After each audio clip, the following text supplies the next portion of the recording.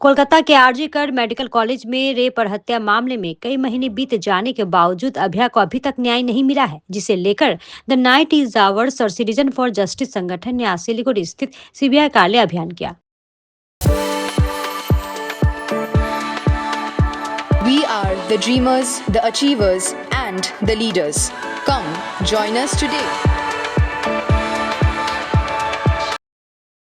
कोलकाता में 8 अगस्त को junior doctor के साथ रेप और हत्या के मामले में देश के विभिन्न जगहों में लोगों द्वारा लगातार विरोध प्रदर्शन किया जा रहा है। न्याय की मांग को लेकर जूनियर डॉक्टर भूख हड़ताल में शामिल हुए थे। घटना को काफी समय बीत गए हैं, लेकिन अब तक सीबीआई ने चार्जशीट पेश नहीं किया है, जिसके कारण संदीप घोष और अभिजीत मंडल को जमानत मिल गई है। आज संगठन के सदस्यों ने विफलता का आरोप लगाते हुए सिलीगुड़ी स्थित सीबीआई कार्यालय अभियान किया। संगठन के सदस्य बाकायदे पार्क से एक रैली के माध्यम से सीबीआई कार्यालय पहुंचे और विरोध प्रदर्शन में शामिल हुए। इस विषय में उत्तर बंगाल मेडिकल कॉलेज के सर्विस सेंटर यूनिट के अध्यक्ष डॉक्टर शहरियार आलम ने कहा कि आज सीबीआई कार्यालय अभियान किया गया है। काफी समय बीत जाने के बावजूद आरजी कर मामले में अब तक सीबीआई ने चार्जशीट पेश नहीं किया है, इसलिए संदीप घोष और अभिजीत मंडल को जमानत मिल गई है, जिसके विरोध में आज ये अभियान किया गया है।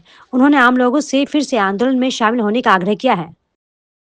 आज के Siliguri night is ours group এবং সুশ্রুতনগরের সিটিজেন্স ফর জাস্টিস তাদের আহ্বানে সিবিআই অভিযান শিলিগুড়িতে যে সিবিআই অফিস তাতে আমরা অভিযান করেছি।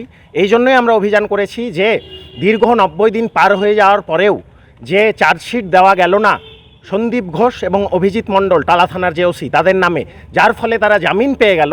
আমরা বলতে চাই যে যেখানে দিনের আলোর মতো পরিষ্কার যে বাড়িতে ফোন করে সুইসাইড বলা হয়েছিল, তথ্য প্রমাণ লোপাট হয়েছে, দেওয়াল ভাঙা হয়েছে, বাইরে থেকে লোক ঢুকিয়ে তথ্য প্রমাণ লোপাট করা হয়েছে, রাত অবধি এফআইআর করা হয়নি, তাহলে এই যে কাজগুলো দিনের আলোর মতো পরিষ্কার, সেখানে তথ্য প্রমাণ লোপাটের জন্য এখন অবধি চার্জশিট দেওয়া গেল না। জামিন পেয়ে গেলে আপনারা জানেন তারা বাইরে গিয়ে বিভিন্ন যারা সাক্ষী সাবুত আছে তাদেরকে অল্টার করতে পারবে থ্রেট দিয়ে, এই সব কাজগুলো তারা করতে পারার জন্য কিন্তু ফ্রি হয়ে গেল।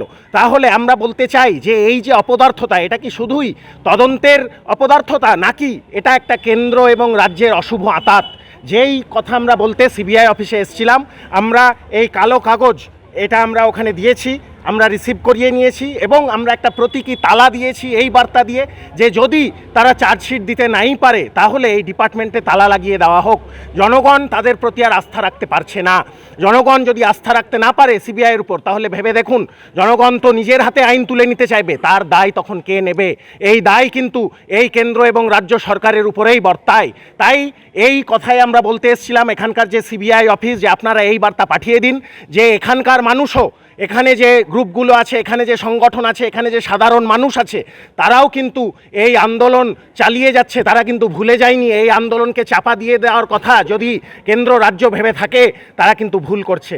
এবং আমরা সাধারণ মানুষের কাছে এই বার্তা দিতে চাই যে শুধু সংখ্যা দিয়ে আন্দোলন বিচার করবেন না, আবার যে কোনো দিন বারুদের উপর আগুনের ফুলকির মতো হয়ে অগ্নিগর্ভের মতো এই আন্দোলন রূপ নেবে। যেমন আপনারা রাত দখল করেছিলেন, খুবই অভিনন্দন সেটা আপনাদের, এবং সেই জন্যই আমরা আজ অবধি যা কিছু আদায় করতে পেরেছি, এই যে কলকাতার যে সিপিকে সরানো গেছে, ডিসি নর্থকে সরানো গেছে, একমাত্র আন্দোলনের চাপে যেটুকু পরিকাঠামোর উন্নতি হয়েছে মেডিকেল কলেজে, র্যাগারদের শাস্তি হয়েছে, এটা আন্দোলনের চাপে। তাহলে এই আন্দোলনকে আমাদের চালিয়ে নিয়ে যেতেই হবে। কিন্তু এটা পরিষ্কার আমাদের প্রতিপক্ষ অত্যন্ত শক্তিশালী, তারা কেন্দ্র রাজ্য সরকারে বসে আছে, এই রাষ্ট্রযন্ত্রকে চালাচ্ছে।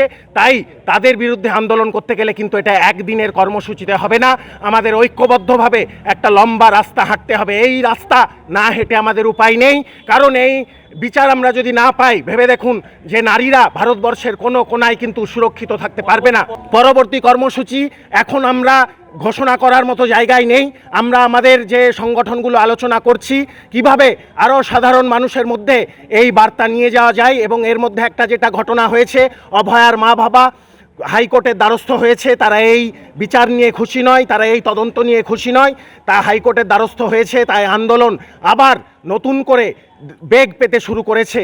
তাই সাধারণ মানুষকে আমরা আহ্বান জানাচ্ছি যে আপনারাও এই আন্দোলনে সামিল হন এবং একথা পরিষ্কার যে রাষ্ট্র কার পক্ষে আজ, যে রাষ্ট্র কি বড় বড় রাঘব বোয়ালরা জড়িত, সন্দীপ ঘোষের মতো প্রিন্সিপাল জড়িত, টালা থানার ওসির মতো পুলিশের লোক জড়িত বলেই কি আজকে এই আন্দোলন এরকম ঢিমে তালে চলছে? আরে বিচার আমরা ছিনিয়ে নেব, আরে বিচার আমরা ছিনিয়ে নেব। চিকিৎসক সমাজ সাধারণ জনগণের ঐক্য জিন্দাবাদ।